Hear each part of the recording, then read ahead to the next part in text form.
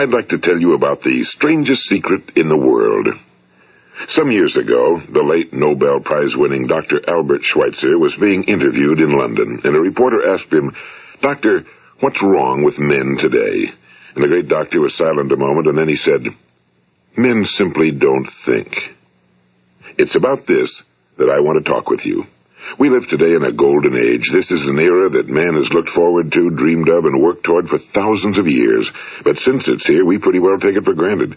We in America are particularly fortunate to live in the richest land that ever existed on the face of the earth, a land of abundant opportunity for everyone. But do you know what happens? Well, let's take 100 men who start even at the age of 25. Do you have any idea what will happen to those men by the time they're 65?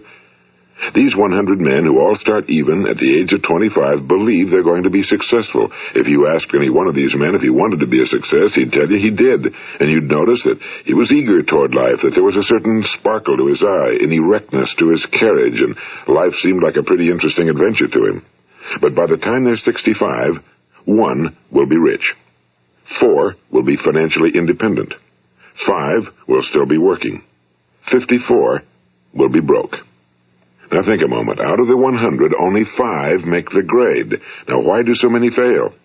What has happened to the sparkle that was there when they were 25? What's become of the dreams, the hopes, the plans? And why is there such a large disparity between what these men intended to do and what they actually accomplished? When we say about 5% achieve success, we have to define success. And here's the best definition I've ever been able to find. Success is the progressive realization of a worthy ideal. If a man is working toward a predetermined goal and knows where he's going, that man is a success. If he's not doing that, he's a failure.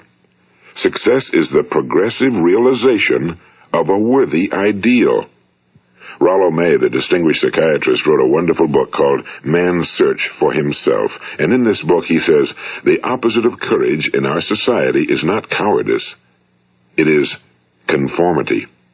And there you have the trouble today. It's conformity, people acting like everyone else without knowing why, without knowing where they're going. Now think of it. In America right now, there are over 18 million people 65 years of age and older. And most of them are broke. They're dependent on someone else for life's necessities. Now, we learn to read by the time we're 7. We learn to make a living by the time we're 25. Usually by that time, we're not only making a living, we're supporting a family. And yet, by the time we're 65, we haven't learned how to become financially independent in the richest land that has ever been known. Why? We conform.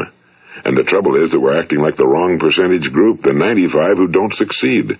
Now, why do these people conform? Well, they really don't know. These people believe that their lives are shaped by circumstances, by things that happen to them, by exterior forces. They're outer-directed people.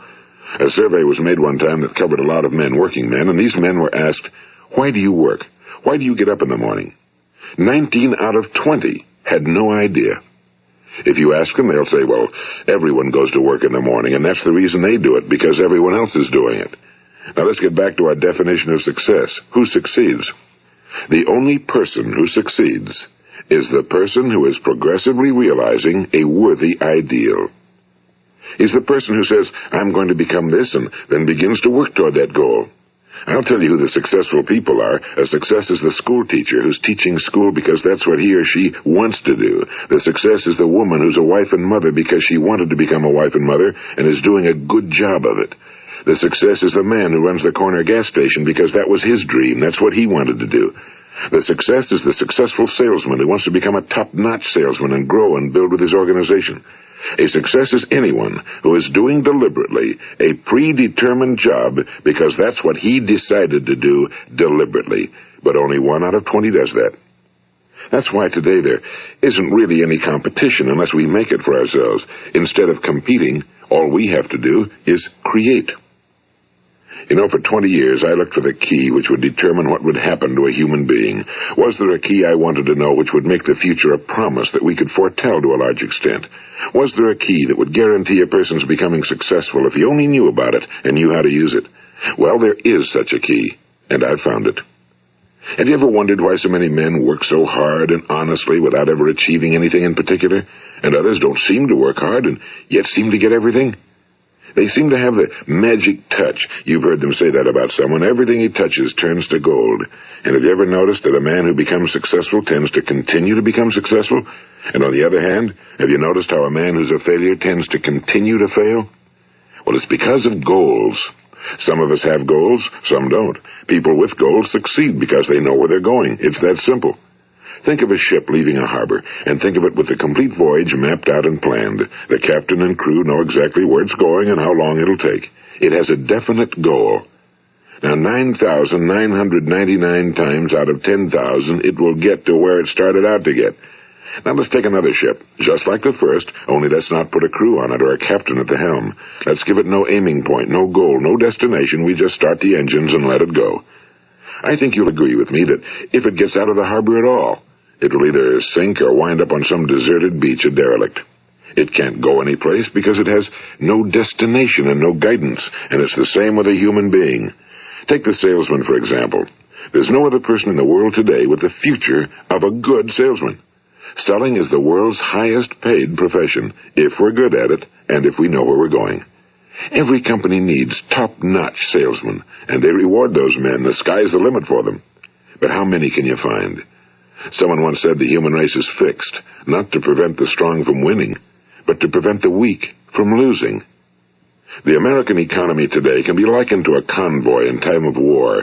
The entire economy is slowed down to protect its weakest link, just as the convoy had to go at the speed that would permit its slowest vessel to remain in formation. That's why it's so easy to make a living today. It takes no particular brains or talent to make a living and support a family today. So we have a plateau of so-called security, if that's what a person's looking for. But we do have to decide how high above this plateau we want to aim. Now let's get back to the strangest secret in the world, the story that I wanted to tell you today. Why do men with goals succeed in life and men without them fail? Well, let me tell you something which, if you really understand it, will alter your life immediately. If you understand completely what I'm going to tell you from this moment on, your life will never be the same again. You will suddenly find that good luck just seems to be attracted to you. The things you want just seem to fall in line, and from now on you won't have the problems, the worries, the gnawing lump of anxiety that perhaps you've experienced before. Doubt, fear, well, they'll be things of the past. Here's the key to success and the key to failure. We become what we think about. Now let me say that again.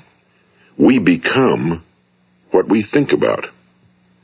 Throughout all history, the great wise men and teachers, philosophers and prophets have disagreed with one another on many different things. It's only on this one point that they are in complete and unanimous agreement.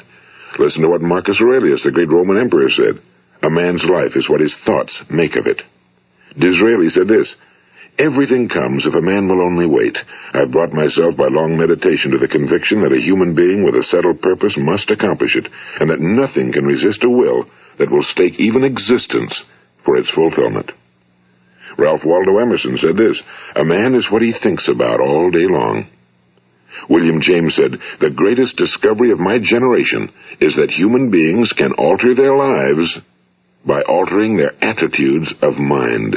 And he also said, we need only in cold blood act as if the thing in question were real, and it will become infallibly real by growing into such a connection with our life that it will become real. It will become so knit with habit and emotion that our interest in it will be those which characterize belief.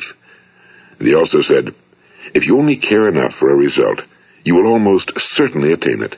If you wish to be rich, you will be rich. If you wish to be learned, you will be learned. If you wish to be good, you will be good. Only you must then really wish these things, and wish them exclusively, and not wish at the same time 100 other incompatible things just as strongly. In the Bible, you read in Mark 9:23, if thou canst believe, all things are possible to him that believeth. My old friend Dr. Norman Vincent Peale put it this way, this is one of the greatest laws in the universe. Fervently do I wish I had discovered it as a very young man. It dawned upon me much later in life, and I found it to be one of the greatest, if not my greatest discovery outside of my relationship to God.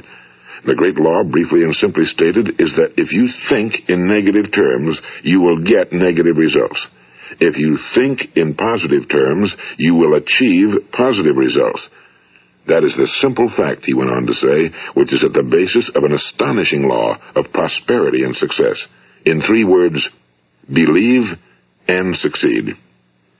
William Shakespeare put it this way, our doubts are traitors and make us lose the good we oft might win by fearing to attempt. George Bernard Shaw said, people are always blaming their circumstances for what they are. I don't believe in circumstances. The people who get on in this world are the people who get up and look for the circumstances they want, and if they can't find them, make them. Well, it's pretty apparent, isn't it? And every person who discovered this for a while believed that he was the first one to work it out. We become what we think about. Now, it stands to reason that a person who's thinking about a concrete and worthwhile goal is going to reach it, because that's what he's thinking about, and we become what we think about. Conversely, the man who has no goal, who doesn't know where he's going, and whose thoughts must therefore be thoughts of confusion and anxiety and fear and worry, becomes what he thinks about. His life becomes one of frustration and fear and anxiety and worry. And if he thinks about nothing, he becomes nothing. Now, how does it work? Why do we become what we think about? Well, I'll tell you how it works as far as we know. Now, to do this, I want to tell you about a situation that parallels the human mind. Suppose a farmer has some land, and it's good fertile land. Now, the land gives the farmer a choice. He may plant in that land whatever he chooses. The land doesn't care. It's up to the farmer to make the decision. Now, remember, we're comparing the human mind with the land because the mind, like the land, doesn't care what you plant in it. It will return what you plant, but it doesn't care what you plant. Now let's say that the farmer has 2 seeds in his hand. One is a seed of corn, the other is nightshade, a deadly poison. He digs 2 little holes in the earth and he plants both seeds, one corn, the other nightshade. He covers up the holes, waters, and takes care of the land, and what will happen? Invariably the land will return what's planted. As it's written in the Bible, as ye sow, so shall ye reap. Now remember, the land doesn't care. It'll return poison in just as wonderful abundance as it will corn. So up come the 2 plants, one corn, one poison. Now, the human mind is far more fertile, far more incredible and mysterious than the land, but it works the same way. It doesn't care what we plant. Success, failure. A concrete, worthwhile goal, or confusion. Misunderstanding, fear, anxiety, and so on. But what we plant, it must return to us. You see, the human mind is the last great unexplored continent on Earth. It contains riches beyond our wildest dreams. It will return anything we want to plant. Now, you might say, well, if that's true, why don't people use their minds more? Well, I think they figured out an answer to that one, too. Our mind comes as standard equipment at birth. It's free, and things that are given to us for nothing we place little value on. Things that we pay money for, we value. The paradox is that exactly the reverse is true. Everything that's really worthwhile in life came to us free. Our minds, our souls, our bodies, our hopes, our dreams, our ambitions, our intelligence, our love of family and children and friends and country, all these priceless possessions are free. But the things that cost us money are actually very cheap and can be replaced at any time. A good man can be completely wiped out and make another fortune. He can do that several times. Even if our home burns down, we can rebuild it. But the things we got for nothing, we can never replace. The human mind isn't used because we take it for granted. Familiarity breeds contempt. It can do any kind of job we assign to it, but generally speaking, we use it for little jobs instead of big, important ones. Universities have proved that most of us are operating on about 10% or less of our abilities. So decide now, what is it you want? Plant your goal in your mind. It's the most important decision you'll ever make in your entire life. What is it you want? Do you want to be an outstanding salesman? A better worker at your particular job? Do you want to go places in your company? In your community? Do you want to get rich?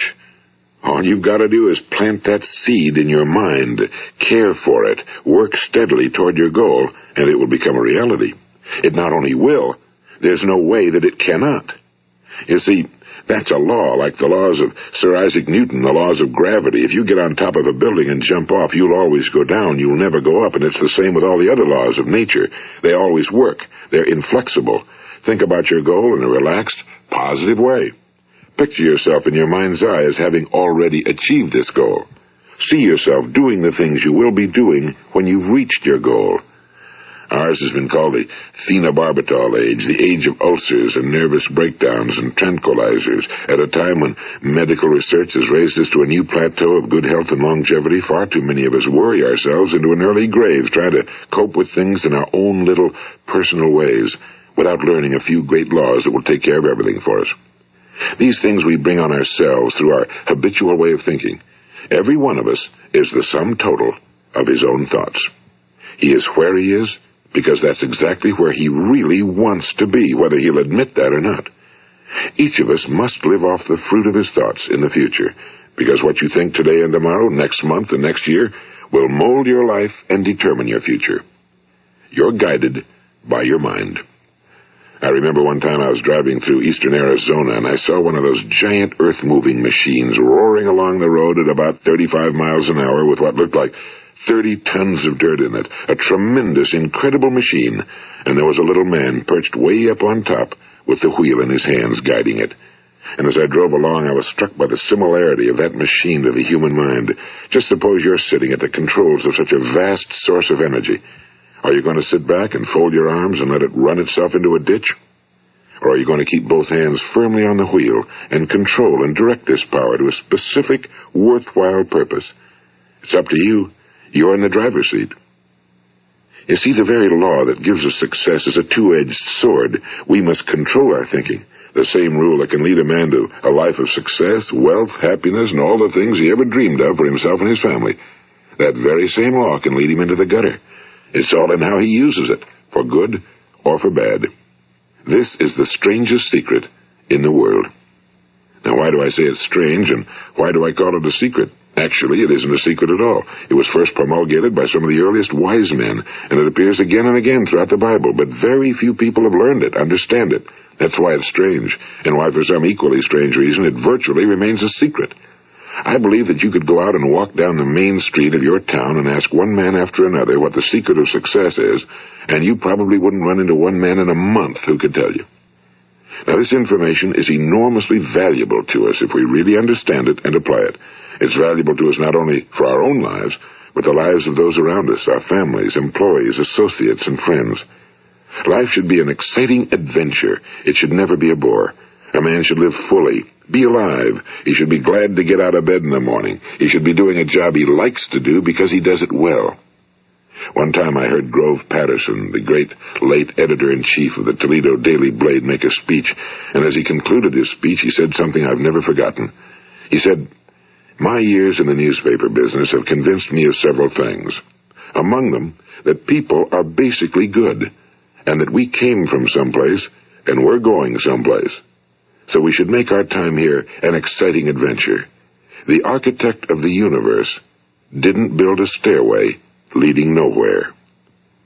And the greatest teacher of all, the carpenter from the plains of Galilee, gave us the secret time and time again. As ye believe, so shall it be done unto you. I've explained the strangest secret in the world and how it works.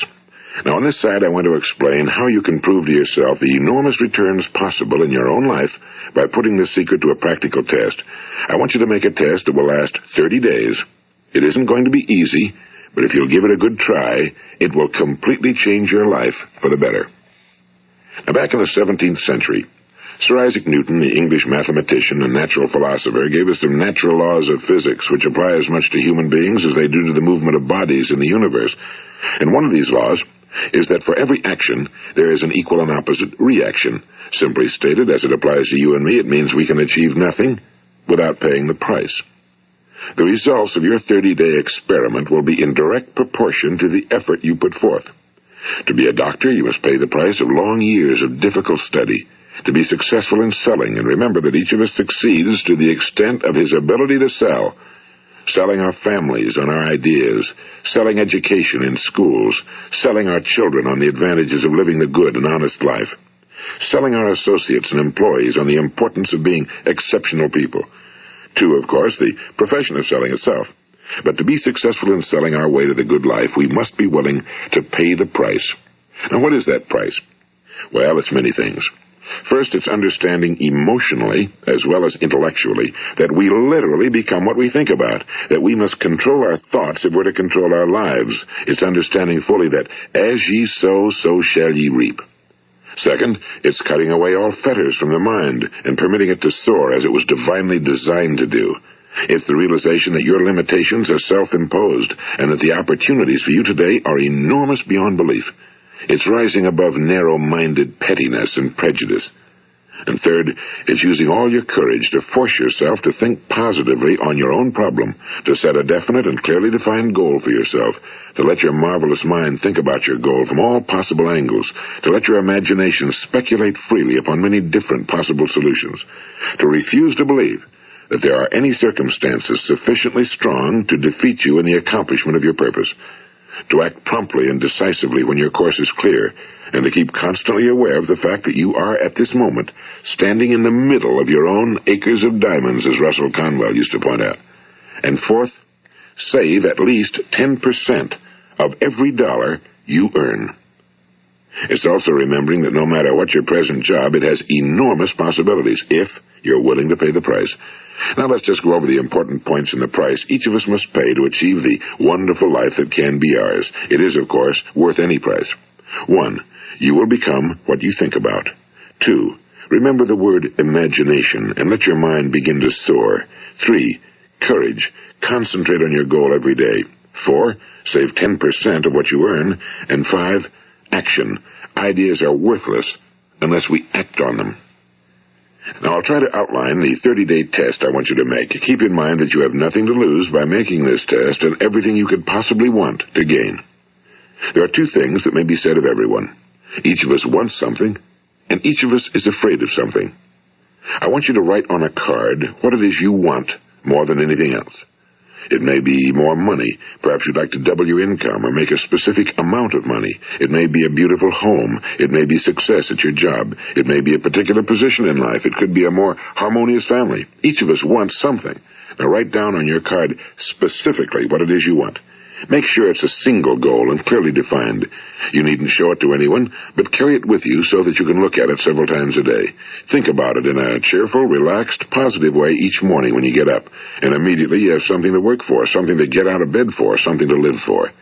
Look at it every chance you get during the day and just before going to bed at night. And as you look at it, remember that you must become what you think about, and since you're thinking about your goal, you realize that soon it will be yours. In fact, it's yours really the moment you write it down and begin to think about it.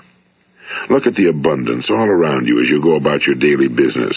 You have as much right to this abundance as any other living creature. It's yours for the asking. Now we come to the difficult part. Difficult because it means the formation of what is probably a brand new habit, and new habits are not easily formed. Once formed, however, it will follow you for the rest of your life. Stop thinking about what it is you fear. Each time a fearful or negative thought comes into your consciousness, replace it with a mental picture of your positive and worthwhile goal. And there'll come times when you'll feel like giving up. It's easier for a human being to think negatively than positively. That's why only 5% are successful. You must begin now to place yourself in that group. For 30 days, you must take control of your mind. It will think about only what you permit it to think about. Each day for this 30-day test, do more than you have to do. In addition to maintaining a cheerful, positive outlook, give of yourself more than you've ever done before. Do this knowing that your returns in life must be in direct proportion to what you give.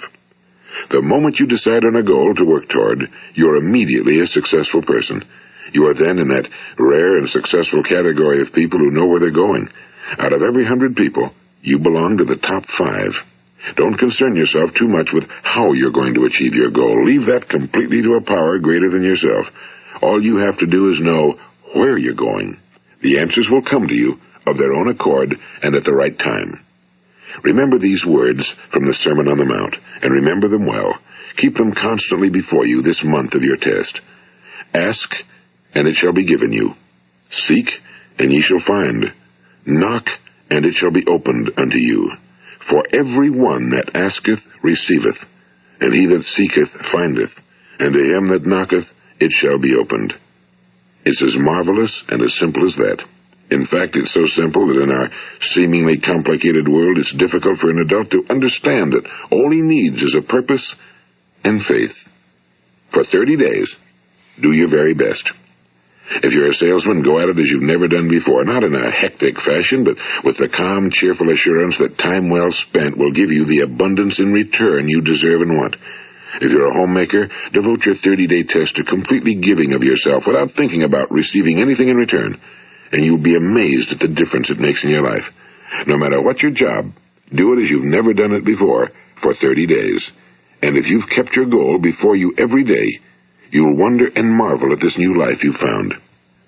Dorothea Brand, the outstanding editor and writer, discovered it for herself and tells about it in her fine book, Wake Up and Live. Her entire philosophy is reduced to the words, act as though it were impossible to fail. She made her own test with sincerity and faith, and her entire life was changed to one of overwhelming success. Now, you make your test for 30 full days. Don't start your test until you've made up your mind to stick with it. You see, by being persistent, you're demonstrating faith. Persistence is simply another word for faith. If you didn't have faith, you'd never persist. If you should fail during your first 30 days, by that I mean suddenly find yourself overwhelmed by negative thoughts, you've got to start over again from that point and go 30 more days. Gradually, your new habit will form until you find yourself one of that wonderful minority to whom virtually nothing is impossible. And don't forget the card. It's vitally important as you begin this new way of living. On one side of the card, write your goal, whatever it may be. On the other side, write the words we've quoted from the Sermon on the Mount. Ask, and it shall be given you. Seek, and ye shall find. Knock, and it shall be opened unto you. Nothing great was ever accomplished without inspiration. See that during these crucial first 30 days, your own inspiration is kept at a peak. And above all, don't worry. Worry brings fear, and fear is crippling. The only thing that can cause you to worry during your test is trying to do it all yourself. Know that all you have to do is hold your goal before you. Everything else will take care of itself. Remember also to keep calm and cheerful. Don't let petty things annoy you and get you off course. Now, since making this test is difficult, some will say, why should I bother? Well, look at the alternative. No one wants to be a failure. No one really wants to be a mediocre individual. No one wants a life constantly filled with worry and fear and frustration. Therefore, remember that you must reap that which you sow. If you sow negative thoughts, your life will be filled with negative things. If you sow positive thoughts, your life will be cheerful, successful, and positive. Now, gradually, you will have a tendency to forget what you've heard on this recording. Play it often. Keep reminding yourself of what you must do to form this new habit. Gather your whole family around at regular intervals and listen to what's been said here. You know, most men will tell you that they want to make money without understanding the law. The only people who make money work in a mint. The rest of us must earn money. This is what causes those who keep looking for something for nothing or a free ride to fail in life. The only way to earn money is by providing people with services or products which are needed and useful. We exchange our time and our product or service for the other man's money. Therefore, the law is that our financial return will be in direct proportion to our service. Now, success is not the result of making money. Making money is the result of success, and success is in direct proportion to our service. Most people have this law backwards. They believe that you're successful if you earn a lot of money. The truth is that you can only earn money after you're successful. It's like the story of the man who sat in front of the stove and said to it, "Give me heat, and then I'll add the wood." How many men and women do you know, or do you suppose there are today, who take the same attitude toward life? There are millions. We've got to put the fuel in before we can expect heat. Likewise, we've got to be of service first before we can expect money. Don't concern yourself with the money. Be of service. Build, work, dream, create. Do this, and you'll find there's no limit to the prosperity and abundance that will come to you. Prosperity, you know, is founded upon a law of mutual exchange. Any person who contributes to prosperity must prosper in turn himself. Sometimes the return will not come from those you serve, but it must come to you from someplace, because that's the law. For every action, there is an equal and opposite reaction. As you go daily through your 30-day test period, remember that your success will always be measured by the quality and quantity of service you render, and money is a yardstick for measuring this service. No man can get rich himself unless he enriches others. Now, there are no exceptions to a law. You can drive down any street in America and from your car estimate the service that's being rendered by the people living on that street. Had you ever thought of this yardstick before? It's interesting. Some, like ministers and priests and other devoted people, measure their returns in the realm of the spiritual, but again, their returns are equal to their service. Once this law is fully understood, any thinking person can tell his own fortune. If he wants more, he must be of more service to those from whom he receives his return. If he wants less, he has only to reduce his service. This is the price you must pay for what you want. If you believe you can enrich yourself by deluding others, you can end only by deluding yourself. It may take some time, but just as surely as you breathe, you'll get back what you put out. Don't ever make the mistake of thinking you can avert this. It's impossible. The prisons and the streets where the lonely walk are filled with people who tried to make new laws just for themselves. We may avoid the laws of man for a while, but there are greater laws that cannot be broken. An outstanding medical doctor recently pointed out 6 steps that will help you realize success. 1. Set yourself a definite goal. 2. Quit running yourself down. 3. Stop thinking of all the reasons why you cannot be successful and instead think of all the reasons why you can. 4. Trace your attitudes back through your childhood and try to discover where you first got the idea you couldn't be successful, if that's the way you've been thinking. 5. Change the image you have of yourself by writing out a description of the person you would like to be. And 6. Act the part of the successful person you have decided to become. The doctor who wrote those words is a noted West Coast psychiatrist, Dr. David Harold Fink. Do what the experts since the dawn of recorded history have told you must do. Pay the price by becoming the person you want to become. It's not nearly as difficult as living unsuccessfully. Make your 30-day test, then repeat it again, and each time it will become more a part of you until you'll wonder how you could ever have lived any other way. Live this new way, and the floodgates of abundance will open and pour over you more riches than you may have dreamed existed.